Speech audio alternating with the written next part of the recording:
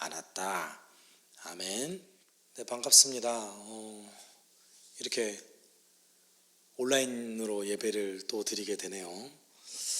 아까도 사실 찬양 인도할 때 제가 목 상태가 썩 좋지 않아서 잔기침 계속 나더라고요.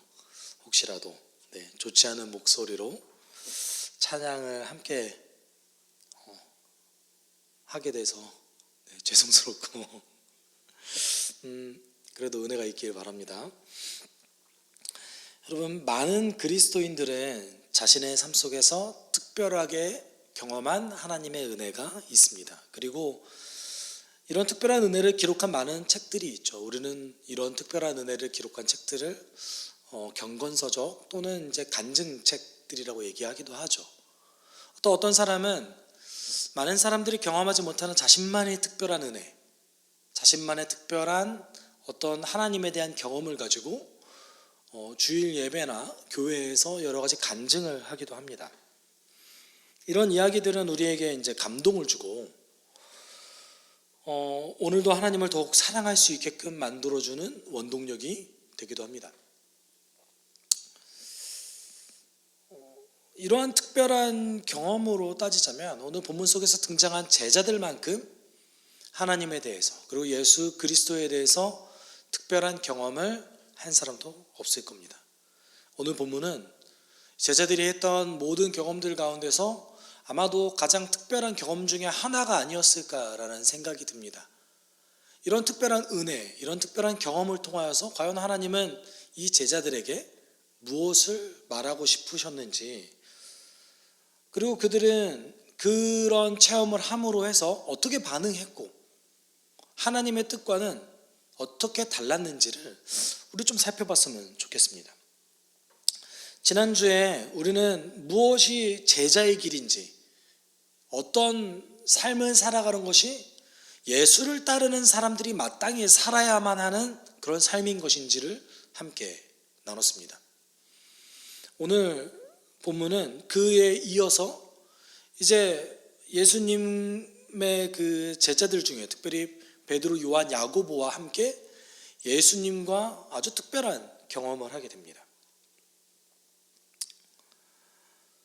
보통 이 사건을 이제 우리가 변화산 사건이라고 얘기하죠. 근데 산 이름이 변화산은 아니었고요. 예수님께서 변화되신 산의 이야기다라고 해서 우리 특별히 변화산이라고 얘기를 합니다. 제가 지난주 설교 중에 저도 모르게 이런 것을 설명을 안 하고 그냥 변화산 이렇게 얘기를 했더라고요. 그런데 변화산이라는 용어는 사실 정확한 용어는 아니고 어떤 산에서 예수님의 변형된 모습을 제자들이 경험한 사건을 이야기합니다. 오늘 28절 29절은 그 사건의 배경을 얘기하고 있습니다. 이 말씀을 하신 뒤에, 이 말씀이 무엇입니까? 지난주에 말씀하셨던 제자는 어떻게 살아야 되는가? 그 말씀이죠. 이 말씀을 하신 뒤에 여드레쯤 되어서 예수께서는 베드로와 요한과 야고보를 데리고 기도하러 산에 올라가셨다. 예수께서 기도하고 계시는데 그 얼굴 모습이 변하고 그 옷이 눈부시게 희어지고 빛이 났다라고 얘기하고 있습니다.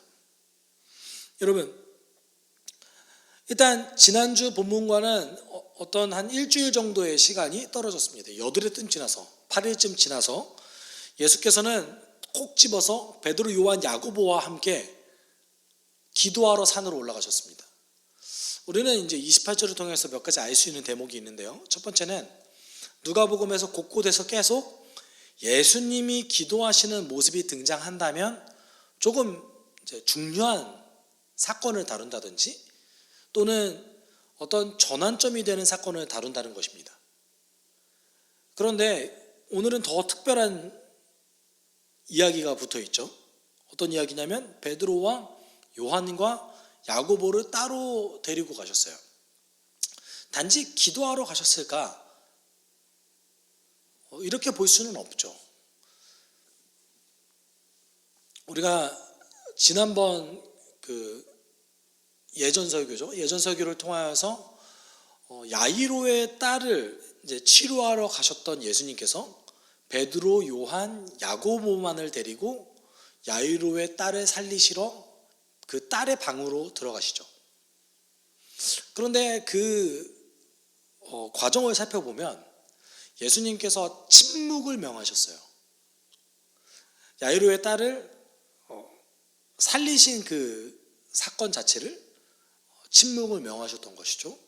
이렇듯이 어떤 그 사건이 아주 중요하지만 동시에 어떤 침묵을 요한다든지 또는 새 제자들만 특별히 경험해야 되는 그런 장면이었을 때 예수님께서는 이 새 제자를 불러가십니다.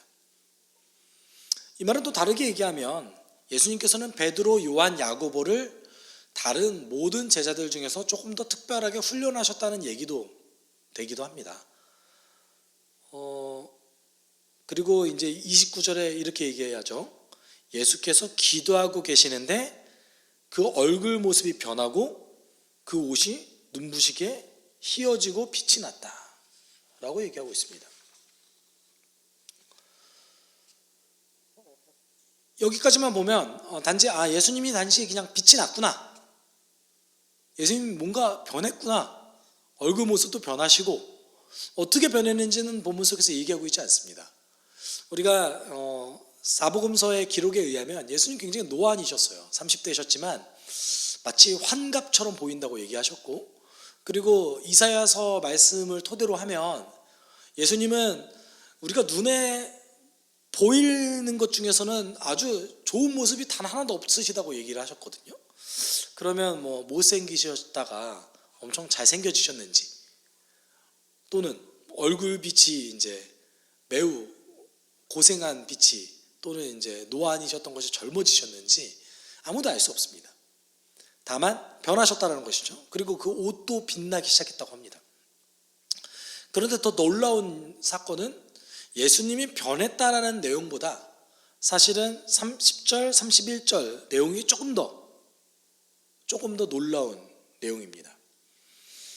그런데 갑자기 두 사람이 나타나 예수와 더불어 말을 하고 있었다. 그들은 모세와 엘리야였다. 그들은 영광에 쌓여 나타나서 예수께서 예루살렘에서 이루실 일, 곧 그의 떠나가심에 대하여 말하고 있었다라고 얘기하고 있습니다.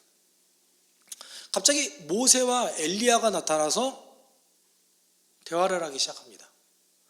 30절과 31절은 우리가 보이는 것보다 조금 더 숨겨진 의미들이 많은데 우리가 한번 차츰차츰 그 질문을 좀 해소해 봤으면 좋겠습니다. 왜 하필 모세와 엘리야였을까요? 우리는 이 대목에 대해서 좀 진지하게 고민할 필요성이 있습니다. 제가 아는 한 교수님은 이렇게 말씀하시기도 했어요. 물론 주류 해석은 아닌데 모세와 엘리야가 죽지 않고 하늘에 올라간 사람이기 때문에 여기에 등장했다라고 이제 주장하기도 합니다. 신명기에 보면 분명히 모세의 죽음이 기록되어 있거든요. 그런데 이렇게 주장하는 사람이 있다는 거죠. 그 이유는 신명기에서 모세가 죽을 때 그 누구도 모세의 죽음을 목격하지 않았다는 것이죠. 그리고 무덤이 어딘지도 알 수 없었다는 것이죠. 그래서 몇몇 사람들은 모세가 하나님으로부터 죽지 않고 하늘로 올려졌다라고 이제 믿는 사람들도 있습니다. 근데 저는 그렇게 생각하지는 않고요. 매우 다양한 해석들이 있어요, 사실은. 그래서 모세는 이제 하나님 앞에서 죽음을 경험했잖아요. 그래서 죽은 자를 대표하고, 그다음에 엘리야는 살아있는 자를 대표한다라고 얘기하는 사람도 있고요. 근데 제가 봤을 때는 가장 합리적인 해석은 모세는 예수님의 그 선지자 직분의 그 모형의 역할을 하는 사람이었고요.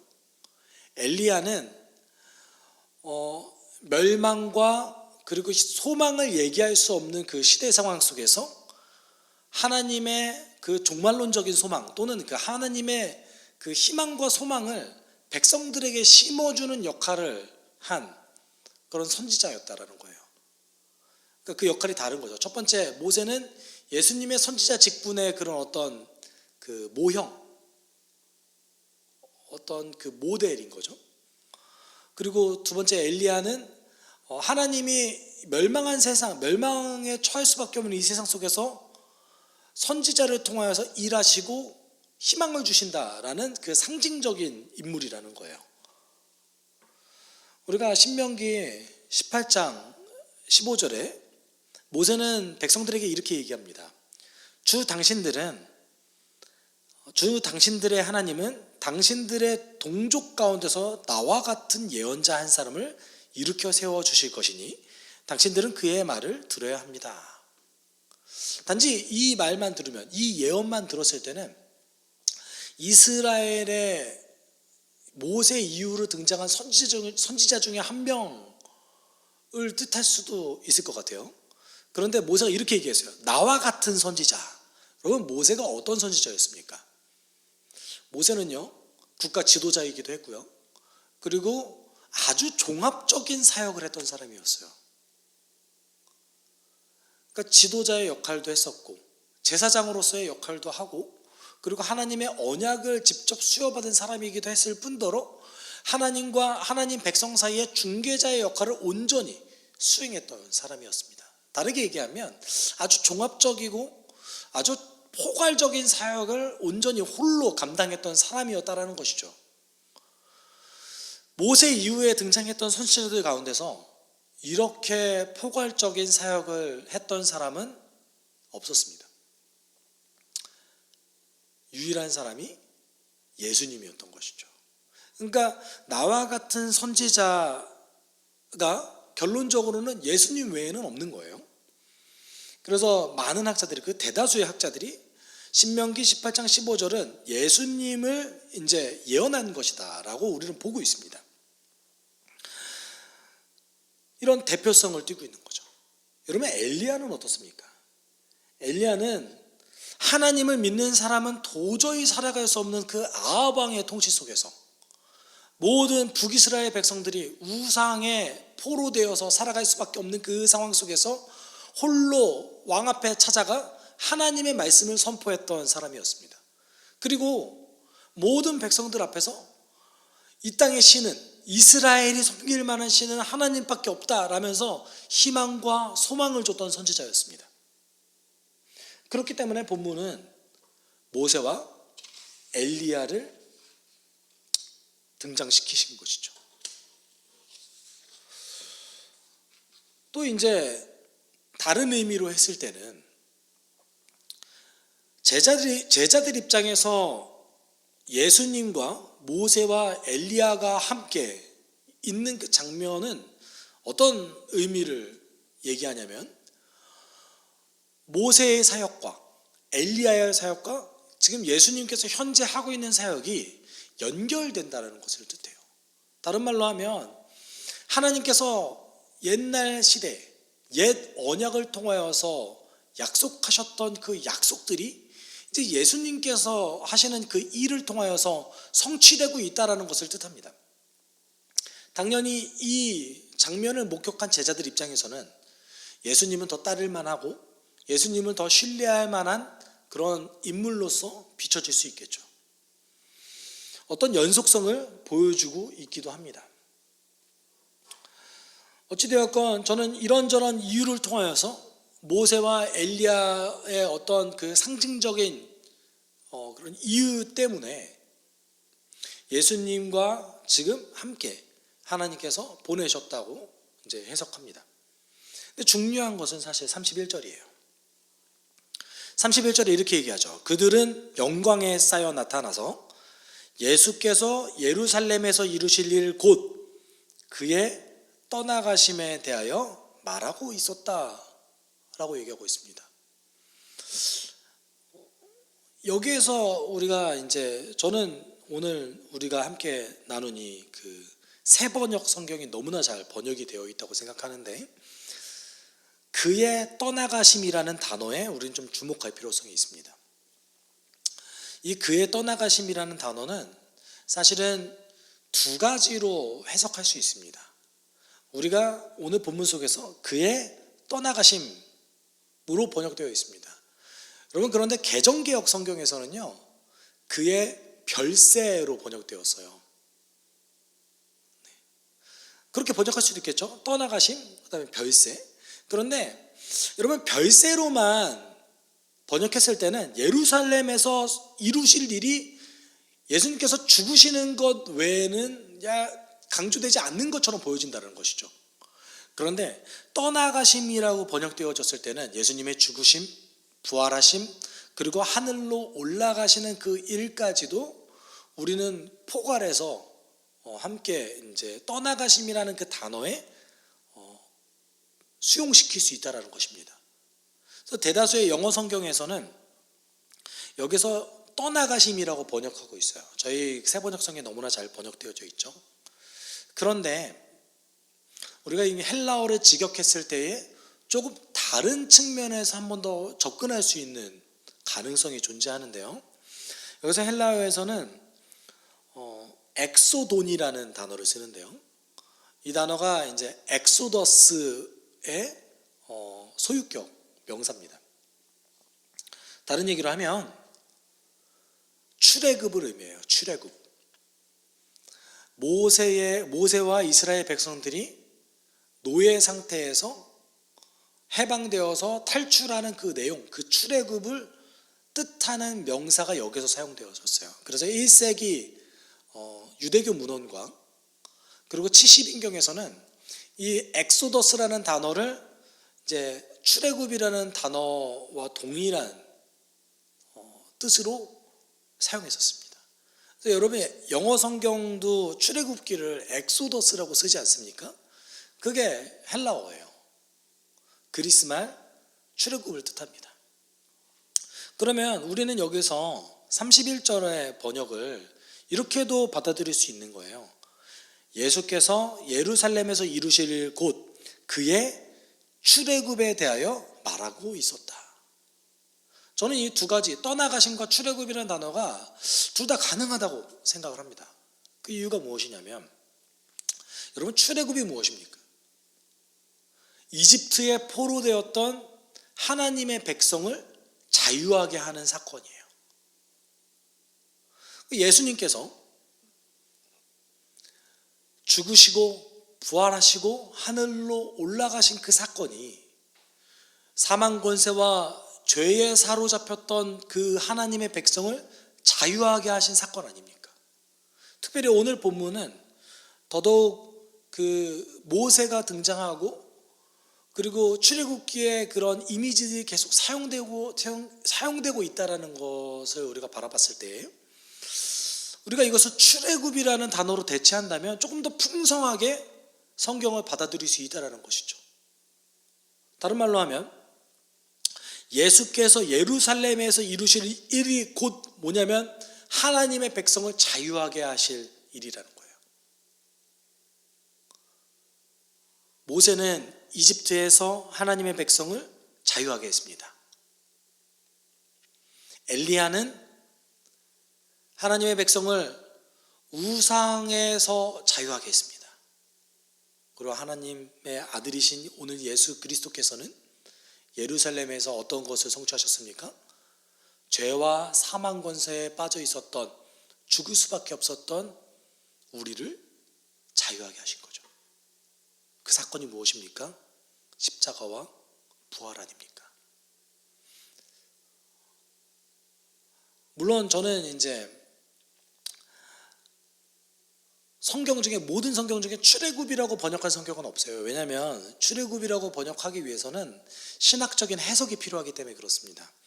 그래서 이렇게 신학적인 해석을 하는 것보다 헬라어를 직역해서 떠나가심이라고 번역하는 것이 사실 성경 번역에서는 더 옳은 생각인 거죠. 그렇지만 우리가 이렇게 조금 더 풍성한 해석을 나눔으로 해서 지금 모세와 엘리야와 예수님께서 함께 나누시는 이 대화가 하나님께서 옛 선지자들을 통하여서 그리고 옛 언약을 통하여서 정말 이루고자 하셨던 죄와 사망 권세에서의 그 자유함을 얻게 하기 위한 대화였구나. 그것을 위한 어떤 그 성취에 대한 대화였구나 라는 어떤 그 은혜를 함께 나눌 수 있는 것이죠. 이렇게 대화를 나누고 있는데 이제 제자들의 다른 모습들이 32절, 33절에 등장합니다. 베드로와 그 일행은 잠을 이기지 못해서 졸다가 깨어나서 예수의 영광을 보고 또 그와 함께 서 있는 두 사람을 보았다. 그 두 사람이 예수에게서 막 떠나라고 할 때 베드로가 예수께 말하였다. 선생님, 우리가 여기서 지내는 것이 좋겠습니다. 우리가 초막 셋을 지어서 하나는 선생님을, 하나는 모세를, 하나는 엘리야를 모시겠습니다. 베드로는 자기가 무슨 말을 하는지도 모르고 그렇게 말하였다. 상황을 조금 더 유추해 보면 베드로가 졸다가 깨서 봤는데 너무나 놀라운 광경이 펼쳐진 거예요. 자신의 인생 속에서 이런 건 볼 수도 없었고 앞으로 보지도 못할 그 광경.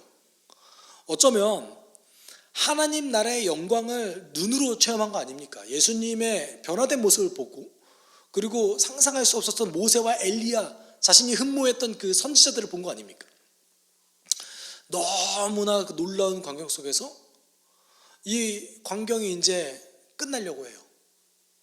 모세와 엘리야가 이제 막 떠나려고 하니까 베드로가 매우 다급했던 것 같아요. 그 모습을 더 보고 싶었던 것이죠. 그 광경을 계속해서 보고 싶었던 것이죠. 그래서 자기가 무슨 말을 하는지도 모르고 예수님, 우리가 초막 셋을 지읍시다.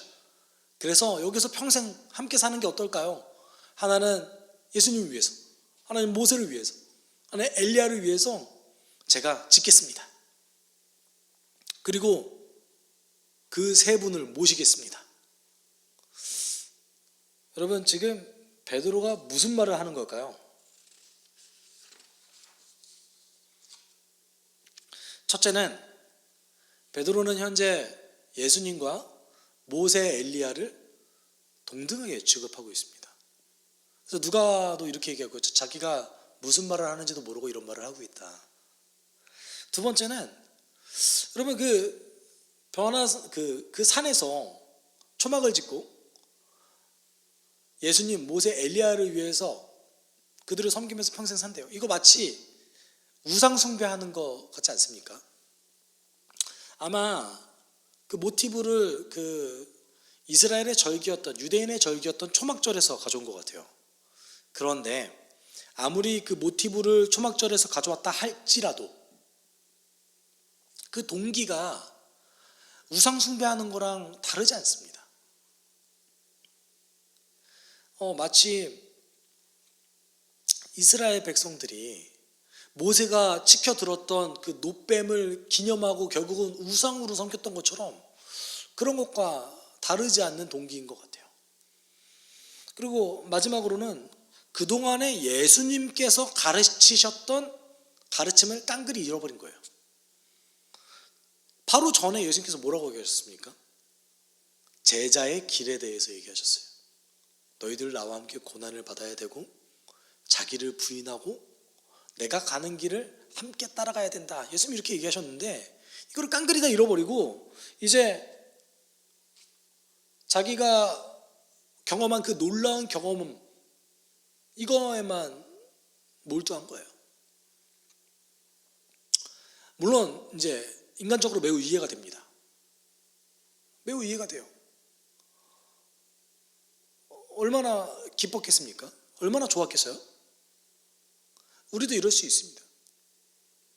우리도 어떤 기도원에 가서 아주 놀라운, 정말 인생 가운데서 경험하지 못한 그 은혜를 경험했을 때 더러는 이 기도원에 계속 살면서 이런 경험을 더 하고 싶다.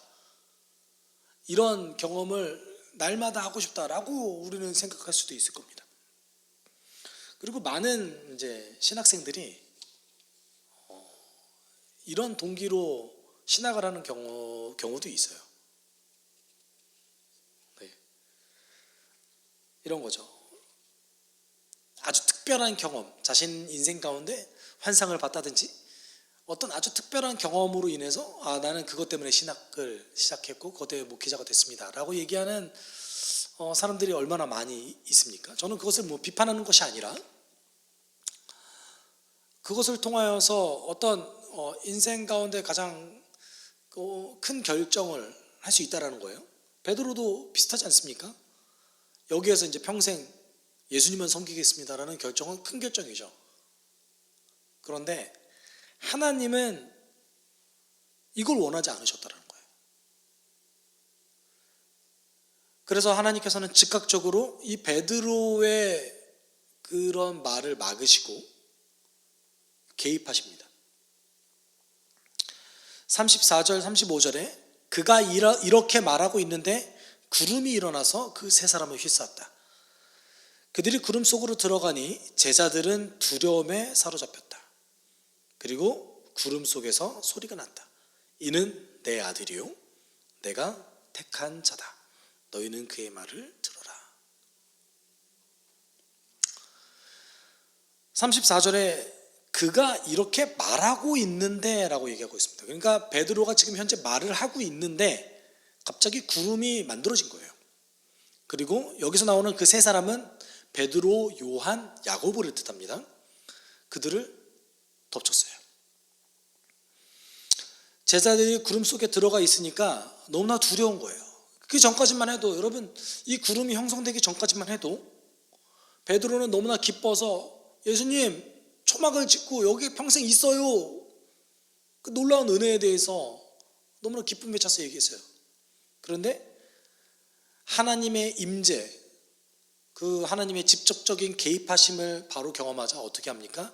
바로 두려움에 사로잡히고, 그리고 그 구름 속에서 하나님의 직접적인 음성을 듣게 됩니다. 무엇입니까? 이는 내 아들이요 내가 택한 자다. 너희는 그의 말을 들어라.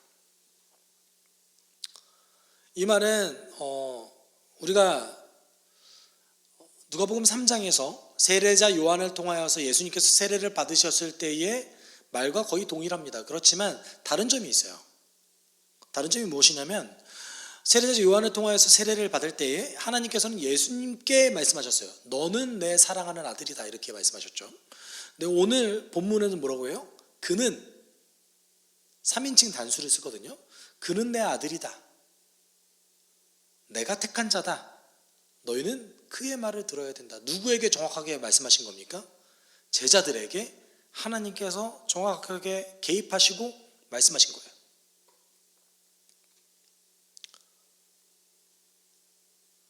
왜 이런 말씀을 하셨을까요? 다시 한번 제자들에게 상기시키신 것이죠. 그리고 정말 예수님이 누구신가?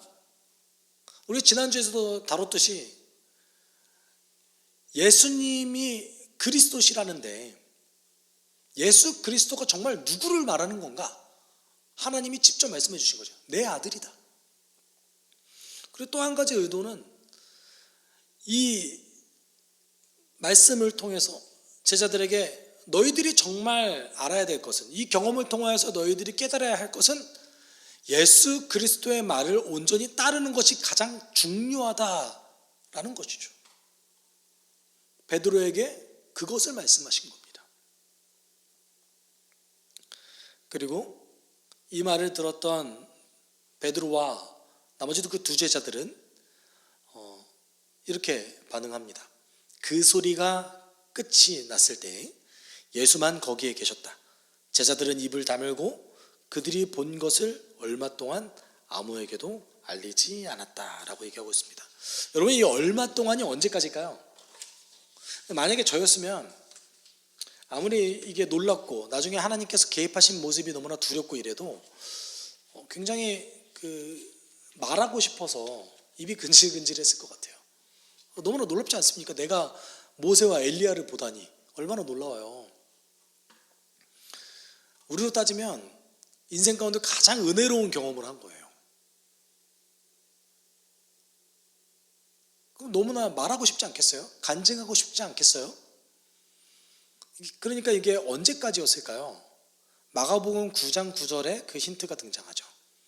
예수께서는 그들에게 명하시어 인자가 죽은 사람들 가운데서 살아날 때까지는 본 것을 아무에게도 이야기하지 말라고 하셨다라고 얘기하고 있습니다. 무슨 얘기입니까?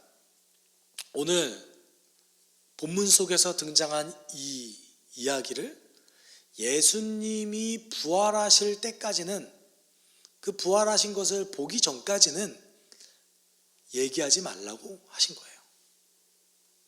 왜 그러셨을까요? 그 전까지는 제자들이 오늘 본문 속에서 등장한 이 사건의 의미를 알아채지 못했어요. 예수님이 하나님의 아들이라는 것이 과연 무슨 뜻이 있는가? 예수님이 하나님의 아들이라는 것이, 그리고 모세의 사역과 엘리야의 사역과의 연속성을 가지고 있다는 것이 과연 어떤 의미가 있는지 알지 못했어요. 그런데 예수님께서 부활하시고 그리고 성령을 받은 다음에 제자들은 오늘 사건을 기억하고 이제 해석할 수 있게 된 거예요. 하나님의 아들 예수 그리스도,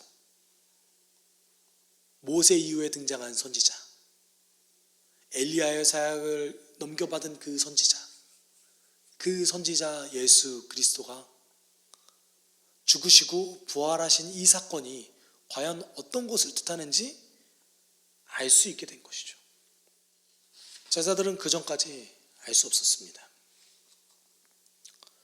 베드로, 요한, 야고보에게 오늘 본문에서 하나님께서는 아주 특별한 경험을 하게 하셨습니다.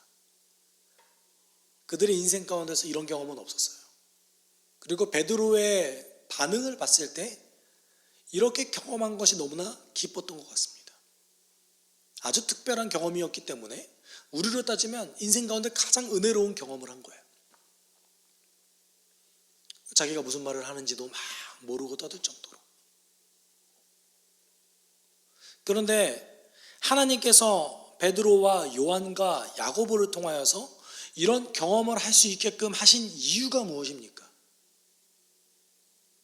그 이유는 예수님의 말을 더 따르게 하기 위해서였습니다. 사랑하는 여러분, 우리는 인생 가운데 적어도 한두 번은, 아니 자신의 인생 가운데 가장 은혜로웠던 순간이 있을 겁니다. 아주 특별한 은혜를 경험했던 그 순간이 누구나 있을 겁니다.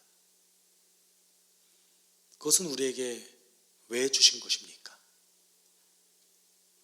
오늘 본문에 의하면 예수 그리스도를 더 닮고 따라가게 하기 위해서 그런 선물을 우리에게 주신 것이죠.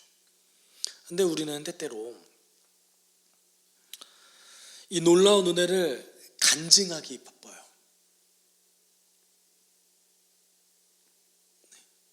어찌 보면 이 놀라운 은혜는 때때로는 부담이고 두려울 수도 있는 겁니다. 너무나 좋은 일이지만, 너무나 특별한 경험이지만, 이 경험을 나에게 허락하신 이유는 더더욱 예수를 따르게 하기 위해서이기 때문입니다. 그런데 우리는 이 경험을 간증하기 바쁩니다. 내가 이걸 체험했어. 그러니까 나는 더 하나님을 사랑해. 내가 이걸 체험했어. 그러니까 난 하나님을 더 잘 알아. 여러분, 이 태도가 베드로가 했던 것과 무엇이 다릅니까? 그런데 우리는 마치 내가 경험한 하나님을 자랑하는 것이, 또는 내가 경험한 은혜를 누군가에게 이렇게 자랑하듯이 얘기하는 것이 마치 그리스도인의 어떤 덕목인 양 하고 있다는 것이 문제입니다. 정말 그런가요?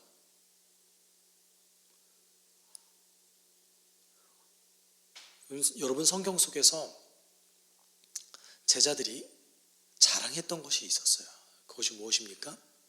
십자가의 도를 자랑했다라고 얘기하고 있죠.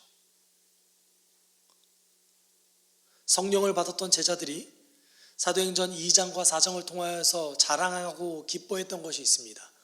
무엇을 자랑하고 기뻐했습니까?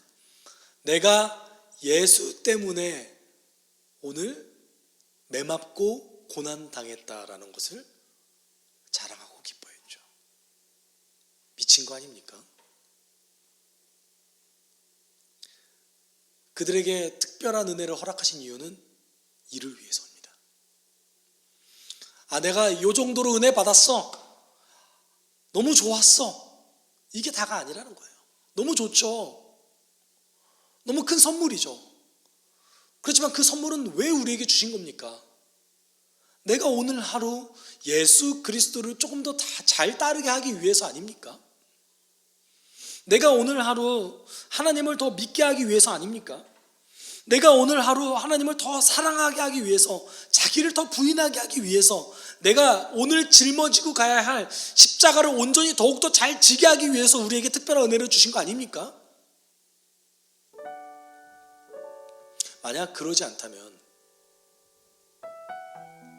우리는 하나님께 받은 은혜를 잘못 사용하고 있는 거 아닌가 고민해 봅니다. 제가 함께 여러분과 개척을 하고 진짜 고민을 많이 해요. 고민할 시간도 많기도 하지만 고민을 정말 많이 합니다. 그래서 제가 오늘도 이제 제 일기에 그렇게 썼는데, 제가 너무 게으른 거예요. 성실하지 못하고 진실하지 못하고 예수님은 더 닮아가지 못하는 것 같고,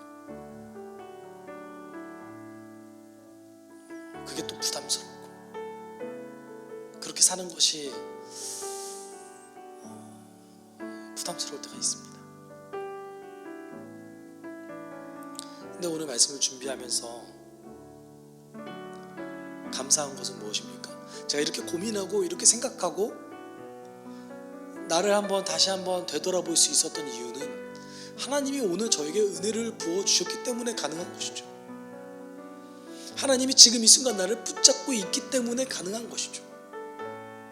하나님이 지금 이 순간에도 저를 통해서 뭔가를 하고 싶어 하신다라는 그 확신이 있기 때문에 가능한 거 아니겠습니까? 여러분, 우리는 하나님으로부터 받은 은혜가 있을 때마다 이렇게 고민했으면 좋겠습니다. 하나님, 제가 오늘 무엇이 변해야 되겠습니까? 하나님, 저의 생각이, 저의 삶이 어떻게 변해야 예수를 더 잘 따를 수 있겠습니까? 어제보다 오늘이, 오늘보다 내일이 제가 어떻게 해야 예수를 더 사랑할 수 있겠습니까? 라고 우리가 기도할 수 있었으면 좋겠습니다. 그리고 지금은 그렇게 기도해야 되는 시기이기도 합니다. 우리가 지금 함께 기도할 때, 하나님, 우선은 저에게 은혜를 주십시오. 그리고 그것을 통하여서 예수 더 잘 따를 수 있게 나를 인도해 주십시오. 우리가 이렇게 지금 이 순간에 함께 기도하도록 하겠습니다. 사랑이 많으신 하나님 아버지, 우리를 불러주시면 감사드립니다. 사랑 많으신 하나님 아버지, 우리가 함께 나아갈 때 하나님, 우리에게 지금 이 순간에 은혜를 부어주십시오. 우리에게 지금 이 순간에 은혜를 부어주십시오. 우리에게 지금 이 순간에 하나님의 사랑을 기도할 수 있도록 우리에게 주님의 사랑하는 것이 무엇인지 행복하게 하나님 앞에 신앙생활할 수 있도록 우리를 인도해 주십시오. 하나님, 그를 통하여서 더욱더 하나님 빠르게 우리를 붙잡아 주십시오. 사랑하신 하나님 아버지, 우리가 주님 하나님 베드로에게 허락하셨던 그 은혜같이 우리에게도 그 놀랍고 깊은 사랑을 허락해 주십시오. 그를 통하여서 더욱더 하나님 알고 더욱더 하나님 따라갈 수 있는 우리 될 수 있게 주님 인도해 주십시오. 주님을 바라보기를 소원합니다. 주님께 사랑을 고백하겠습니다. 날마다 찾아가기를 바랍니다. 날마다 하나님과 동행하는 우리에게 주님 도와주십시오. 하나님, 내 은혜를 자랑하는 것이 아니라 내 은혜를 하나님 더욱더 숙고하여서 그것을 통하여서 하나님 더 알아가고 예수를 더 잘 따를 수 있는 내가 되게 주님 도와주십시오. 하나님, 베드로처럼 그렇게 경거망동한 것이 아니라 그 기쁨을 가지고, 예수님, 왜 나에게 이러한 은혜를 주셨습니까? 그 은혜를 통해서 제가 어떻게 살아야 합니까? 제가 어떻게 주님 앞에서 변화해야 됩니까? 라고 진지하게 고민할 수 있는 우리 될 수 있게 주님 인도하여 주옵소서. 감사드립니다. 하나님 사랑합니다. 사랑이 많으신 하나님 아버지,